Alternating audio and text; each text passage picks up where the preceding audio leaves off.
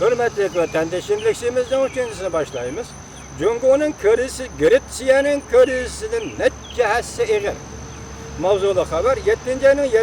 günü Van Vitorbiyet'de ilan kılındı. Haber mundaq başladı. Gretsiya halkı referandum arkalı qarz bergüçilerge yap dedi. Gretsiya Avrupa İttifakı şunun için koyuq bir gülengiççilik kaldı. Okşaşlı iqtisatның taraqqiyatı halsızlanıp kalgan Cungo'da onun üstüge yani bir kriz yetip geldi. Yani aksiye bazı payçak bazı daval qoşqı körgende kişiler onunla yani Cungo'ga gerek bulup durgan iqtisadi islahat realistten çıkıp gitem diyor dep ansirashga başladı.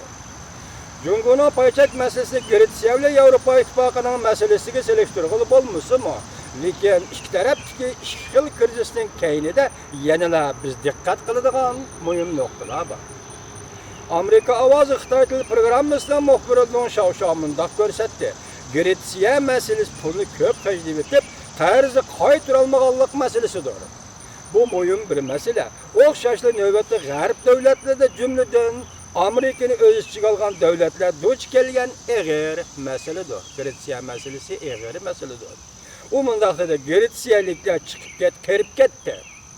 Emgak qildigan yoshlar ozlab ketdi.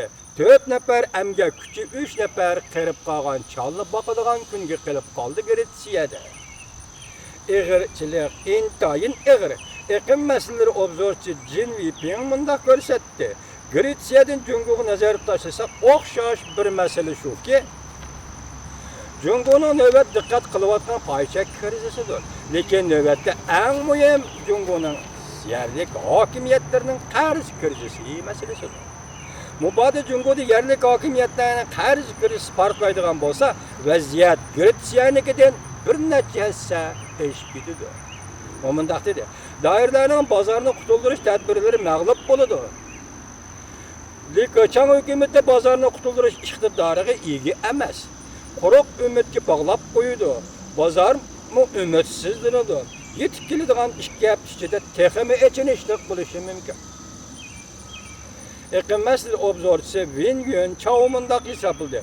7. ayning 6 va 7 yillik kunlari Cungo'ning paychiklari hukumatning qutqizish tadbirlari qarta umumiy bilan tashildi.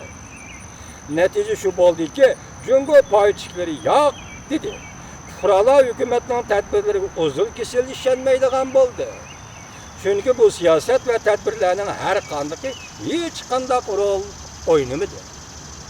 Fuqarolar hukumatga ishonmaslikdan iborat mushu masala bu qatimqi krizisning har qaysi holat bo'yicha kengayib ketishini keltirib chiqargan eng muhim masaladir. Yeni vaziyat qanday taraqqiy qiladi? Siz biz bu vaziyatga qarab turamiz vatandoshlar.